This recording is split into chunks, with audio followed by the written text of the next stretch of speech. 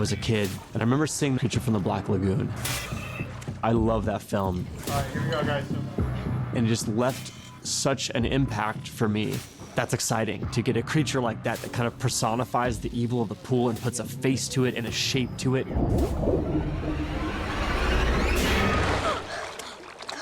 A common thread through all horror movies is a boogeyman or an iconic villain. And in this movie, we could have the sort of drowned ghosts.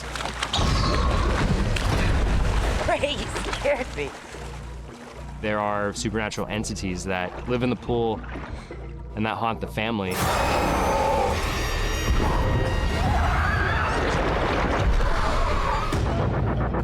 I knew it was not just going to be Ghosts Go Boo in a pool movie. I was just not interested in making that movie. I needed to feel there was a big enough idea, the wishing well idea. You get something and you owe something in return. I liked the fact that there was this character who has this ailment, which is the driving force behind him trying to seek out the pool. This one's more like a 70s horror film where there's something lurking, and it's this unsettledness. It goes way back into this kind of ancient being trapped beneath the earth and was released into the water by man's desperation to have the healing effects. And that was what got me excited. Waller digs for him. We brought in a fantastic team, Fractured Effects, led by Justin Raleigh. They've worked with us on the Insidious films. They've worked with James Wan and Atomic Monster for quite a while.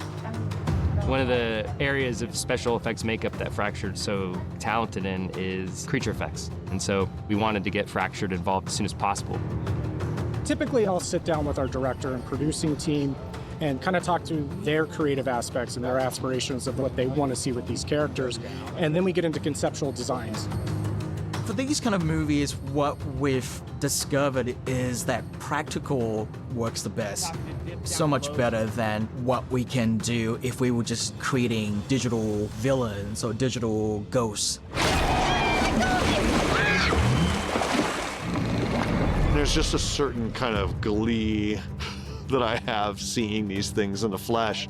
Justin just had some really great creative conversations with Bryce about what water does to the human body, and a human body that's been underwater for far too long, and how it distorts the skin and makes it loose. We see this bloated corpse with the skin kind of rotting up and its eyes all cataract and bulged out. It was really, really fun to design that character and work with James Wan to have this iconic drowned demon that we feel like has existed for way before this story. Every character is a new discovery. Bony Woman is about a 7-week process, and Bloated Man is about 8 weeks.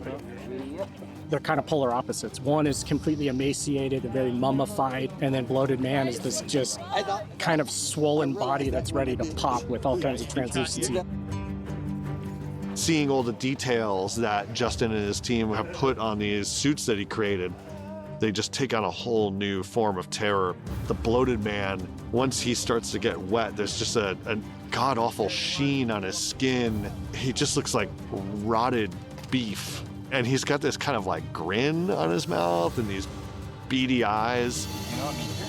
The people who are the monsters, they're super creepy. Did not want to go in the pool with them. I'm smiling. He just stares evilly at you, and it's pretty damn creepy. That'll be one that I take home with me next time I go swimming at night and go, not going down there, sorry.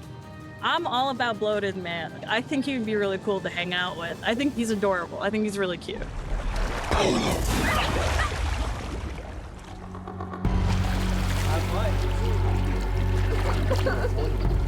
To create practical prosthetics and then to submerge them into water is not the easiest thing. Typically, these would be designed as a prosthetic makeup where we would glue everything down to the person, like a second skin to them. But because we're working directly in water, adhesive wouldn't even really hold. We have divers, we have respirators, we have all the sort of elements that you would have within water. So we really had to rethink how we design these characters. This is our Bony Woman makeup that we did. She just got out of the water, so she's a little cold, so we're getting ready to remove her makeup. So the teeth are all in by magnets. So we're able to pop these in and out, especially if she needs a regulator while she's underwater. So you can see how quick and easy that is. Whenever you deal with underwater stuff, like safety is the #1 priority, right? Having the teeth were amazing. They can put them in and out like you guys saw.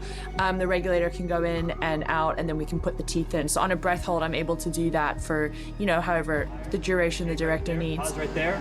Look good. Cool. All right.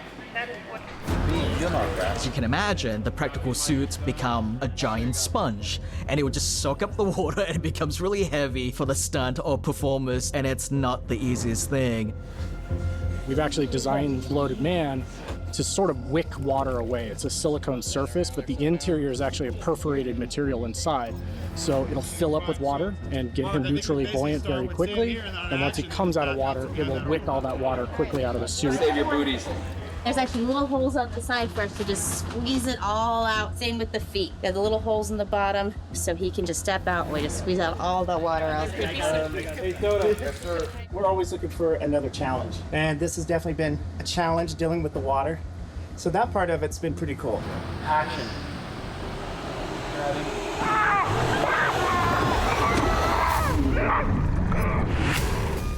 Solving these types of problems is one of the funnest things about making movies, in my opinion. Shooting in water is definitely a significant challenge. It's adapting more quickly than you've ever had to. That creates an awesome type of immediacy and urgency that I found to be really exciting. You feel it when you watch it. Marco. I do think the hard work eventually pays off. All the trouble that goes into shooting in water, because there's just something inherently tangible about being in the water at the same level as your characters and experiencing what they're experiencing. I want to be able to take people on a roller coaster ride, and luckily I'm at a company that allows me to do that. It's so great. I love it. I mean, we're making horror movies, guys.